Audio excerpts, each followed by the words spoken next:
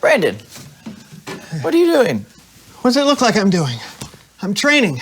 Training for what? For the stair contest. You said that we were going to be doing a stair contest today, so I was, training, climbing the stairs. Brandon, I said we were going to be doing a staring contest. Staring, like with your eyes.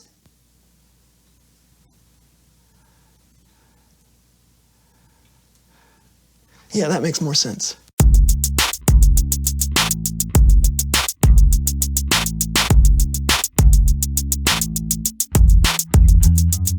I'm Lawson. And I'm Brandon, and welcome to the So-and-So Show. Hey, can I ask you a question, Lawson? You just did.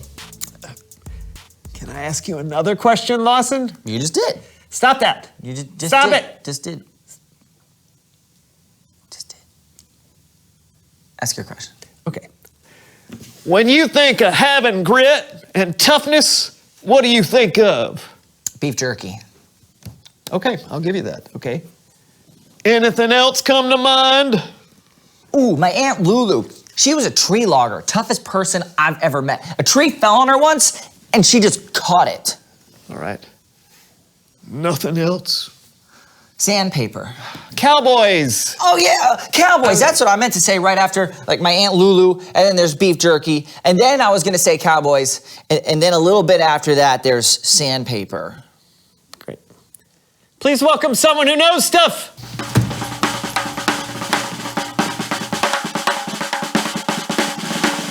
Well, hello, partner. What, I'm just trying to speak the lingo. Yeah. Come on down. Yeah.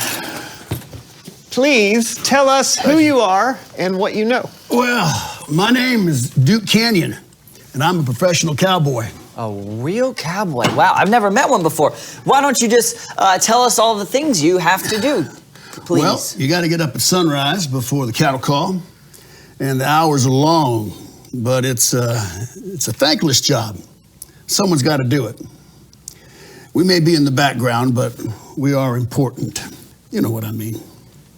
Yeah, I know what you mean. It's true. What would we do without you? You guys help create some of my most favorite things: burgers, steaks, beef jerky. Well, how many other cowboys do you usually work with? Well, it depends on what we're doing. If we're in a cattle ride, could be 30 or 40 of us. If we're in a fight, might be 3 or 4 of us, or maybe 30. A fight? Yeah. Well, heck, we could be pushed off a cliff, pushed over a wagon, dragged through a river, or even dragged behind a horse.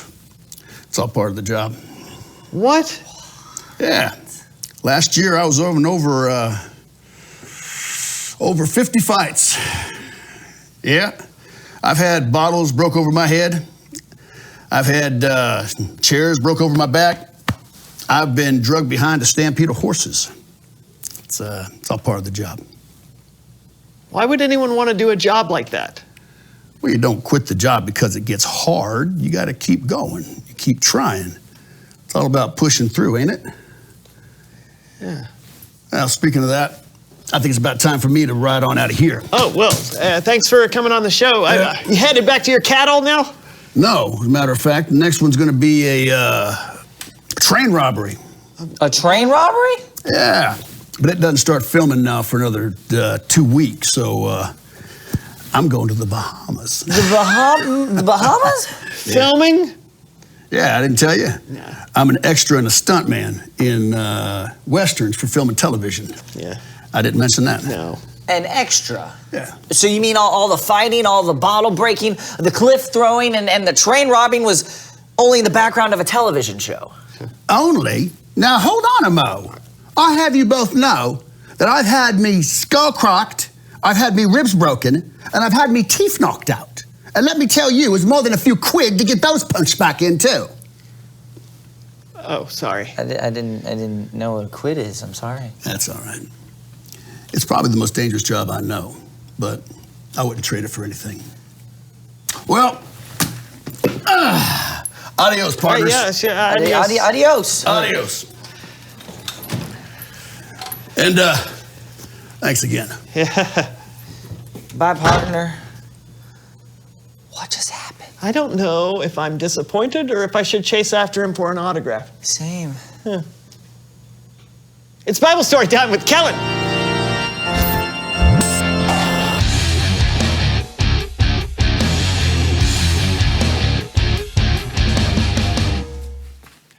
Hey guys, listen, unfortunately something has come up and I can't be with you all today, but don't worry, everything's fine. And I don't want to leave you all high and dry. So I asked my good friend Cameron and he's going to take over for me today. All right? Take it away, Cameron. Hey guys, you know, I think I've seen that cowboy in a show or two. Really? I'd say that dude's got grit, no matter what his job is. No doubt. You got a Bible story for us? I do. It's about someone who I think has even more grit than a cowboy. Oh, and I'm gonna need your help for this story. No problem. It's time for Human Head Puppet Theater. Our story starts with Moses. Let my people go. No, we haven't gotten there yet. Oh. You shall not pass. We're not there yet either. Actually, we're not telling that part. Just hang on. All right, fine. Moses' people, the Israelites, were enslaved by the Egyptian king, Pharaoh. Moses had grown up in the Egyptian palace after being rescued by Pharaoh's daughter. Our story today starts when Moses was around 80 years old. He had long since left Egypt and was living way out in the middle of nowhere. One day, while Moses was out tending his flock of sheep, he came upon something unbelievable. Look! A bush! But this was no ordinary bush, because it was on fire and it wasn't burning up. It's on fire! And it isn't burning up! All of a sudden, a voice called to Moses from the fire. Moses, I am the God of Abraham, Isaac, and Jacob. I have seen my people suffer in Egypt, so I have come down to save them and bring them to a good land. Okay, God, that seems like a swell idea. See ya. I am sending you to Pharaoh to bring the Israelites out of Egypt. Whoa. Me? But what if no one believes that you sent me? Throw your staff on the ground. Right?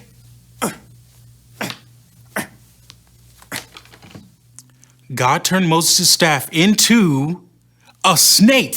Wah! And then back into a staff. Well, that was weird. It was cool, but it was weird. I'm still a little nervous about going back to Egypt. You see, Moses didn't feel like he was the greatest public speaker or the right person for the job and wished God would send someone else. But God knew Moses had it in him, so God promised to help Moses communicate with Pharaoh. Moses' brother, Aaron, would help. God would speak to Moses. Moses would tell Aaron what God said, and Aaron would relay God's message. Before long, Aaron and Moses went to Pharaoh. The Lord said, "Let my people go." The Lord? Who is this you speak of, and why should I care what he says? And why is it so hot in the desert? Oh, you know what? I am not going to let your people go. Instead, I'm going to make the Israelites have to work even harder. Man, I'm a good Pharaoh. Well, as you can imagine, the Israelites were pretty mad that Moses made things worse for them. And I think it would be safe to say that Moses was pretty upset too, and probably wanted to quit. But with God's help, Moses kept going. He went back to the Pharaoh by the Nile River. The Lord sent me to tell you to let my people go, but you didn't. So this is how you'll know that God ain't playing. I will strike this water with my staff, and the river will turn to blood. Yeah.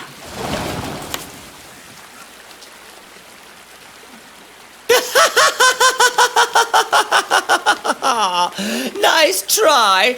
Even David Copperstream could do that. The Israelites are going nowhere. Pharaoh was stubborn, but Moses kept going. He went to Pharaoh again and again, and Pharaoh continued to deny the Israelites freedom. God is gonna send frogs. Frogs? No deal. I love frog legs. They taste like chicken. Now God's gonna send gnats and flies. Ah! Come on, you can do better than that. What do you think bug spray's for?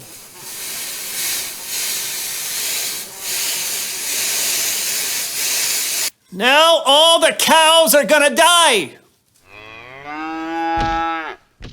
You're gonna get terrible sores. There will be hailstorms.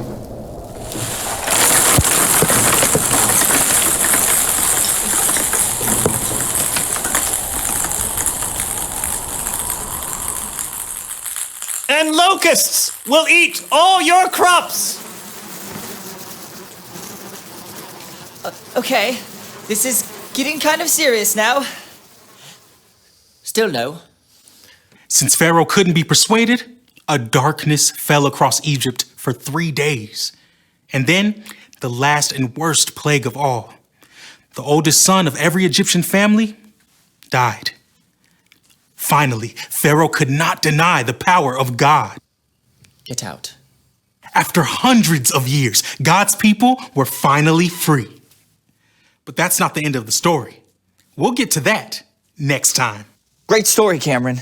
Yeah, thanks for your help. Anytime. Hey, you were right. Moses had a lot of grit. He did. He kept going when things got tough, and God was with him the whole time, helping Moses know what to do and say. I guess like Moses, when we go through hard times, And we will. we just have to remember that God can help lead us through. So we shouldn't give up. Exactly. Sounds like you got it. I guess I'm out of here. Gonna go watch some more Westerns. Adios. Did you know Cameron spoke Spanish? I did. Reveal the question. When have you been through a hard time? Wow, this could be a lot of things. You could be having a hard time at school with someone picking on you, or maybe someone close to you has died. Yeah, or maybe you're having to deal with the consequences of a choice you made that may not have been very wise. Whatever it is, you're not alone. God knows what you're going through and doesn't want you to give up. That's right. Man, we've been through a lot today, Lawson. That's true.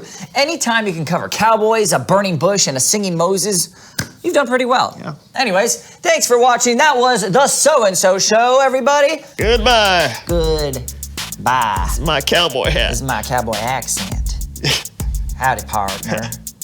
Partner. That's your cowboy accent? Howdy, partner. No, howdy, partner. Clink, clink. What is that? Clink, those my spurs there. okay, Tell okay. you All what. cowboys wear spurs. All right. This town ain't big It's enough not. for the both of us, partner. Draw. Draw. Oh, good, horns. Here, wrap this around. Here. All right. Try to get away.